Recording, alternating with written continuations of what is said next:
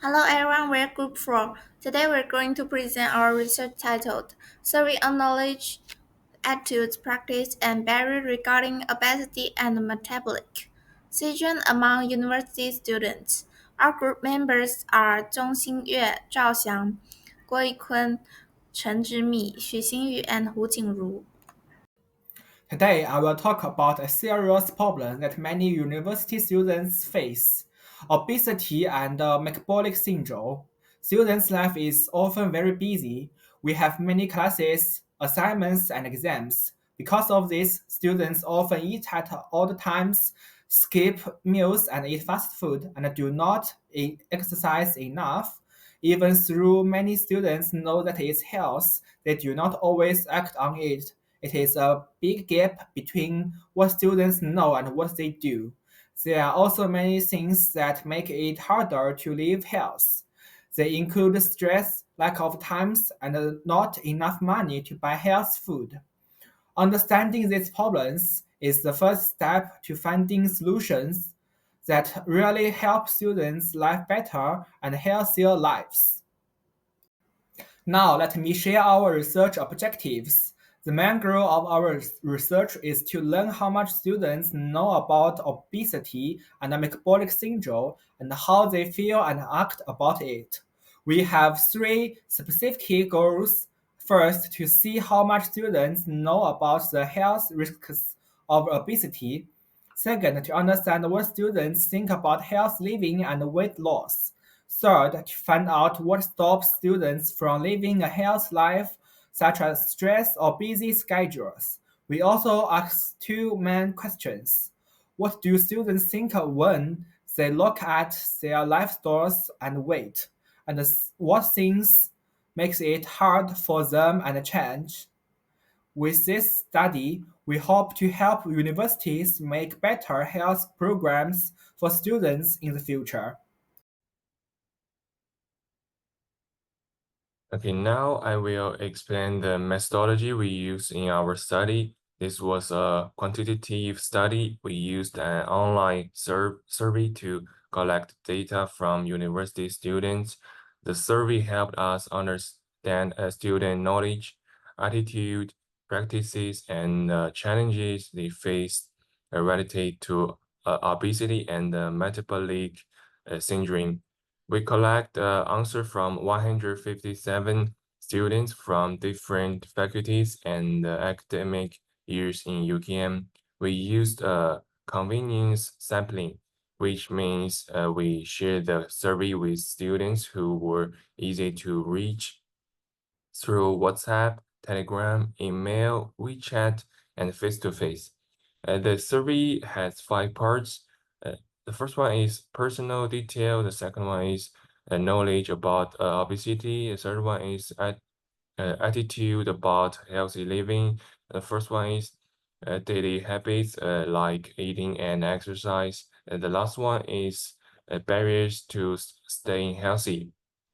The survey was based on past research. We also tested it with 10 students first to make sure it was clear. Before the students answered the survey, we told them that their answer would stay private and they could stop anytime.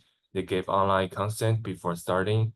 For the analysis, we used SPSS software. We used basic statistic like percentages and averages, and we also use the chi-square test to see if there were differences between groups like female vs male or different years of study. That's how we designed and carried out the study. Well, good afternoon, everyone. My name is Zong XINYUE, and the metric number is A206101. Today, I will talk about obesity and metabolic syndrome in university students. First, what do these words mean? Obesity means having too much body fat.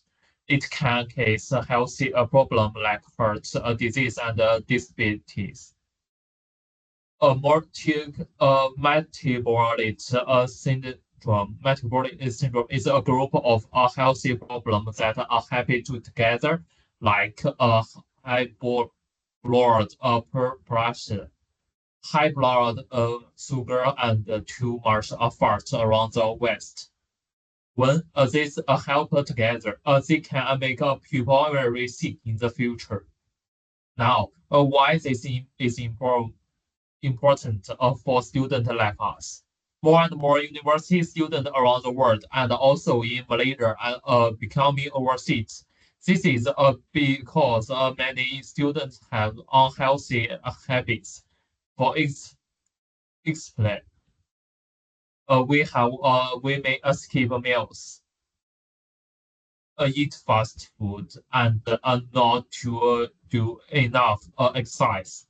We also feel stress from our students, which makes things worries. University is a very business time, but if we don't take care of our health now, we may have a serious problem later. That is why this topic is important. Thank you, everyone. For the concept, we have 5 points to examine. 1. Knowledge. Most college students understand the association between obesity and diabetes and cardiovascular disease, but there are obvious connective blind spots in specialized medical knowledge, such as GLP-1. And 2. Attitude. Students generally had a positive attitude and are willing to reduce their junk food intake. However, many also report being distracted by information on the internet. 3. Behavior. Some students access a regular and use health app, while others rarely access or it in regular, and their health behavior lack continue. For barriers, academic stress was the most common barriers, along with time constraints, financial burdens, and distrust of weight loss merchandise. 5. Gender and academic grade influence. Boys access more frequently than girls, and health literature increase slightly with higher grades. In summary, student health literature is at an intermediate level, but there is a significant gap between knowledge and behavior. Psychological, economic, and academic pressure combine to hinder the practice of a healthy lifestyle. I will briefly present the key findings from our survey on obesity and metabolic syndrome among university students. We collected response from 115 students across various facilities. The demographic analysis showed more female participants, and most were from year 3 and 4. In terms of knowledge, many students correctly identified that obesity increases risks for disease like diabetes and heart issue.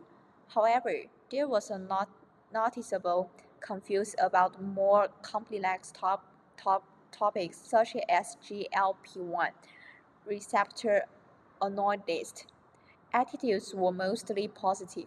Students are open to healthy lifestyles and trust online sources, but many also feel overwhelmed by collecting healthy information online. When it comes to practice, the results were mixed. Some students exercise regularly or use healthy apps, but many rarely work out or still consume processed foods frequently. As for barriers, academic stress, lack of time, and finance limitation were the biggest challenges. Interestingly, female students report stress and time pressure more than males. Finally, the most important takeaway is this. Although students are aware of healthy risks, there's a clear gap between knowledge and the actual behavior. This shows the awareness alone isn't enough. More structure and emotional support is needed. Now let me conclude our study.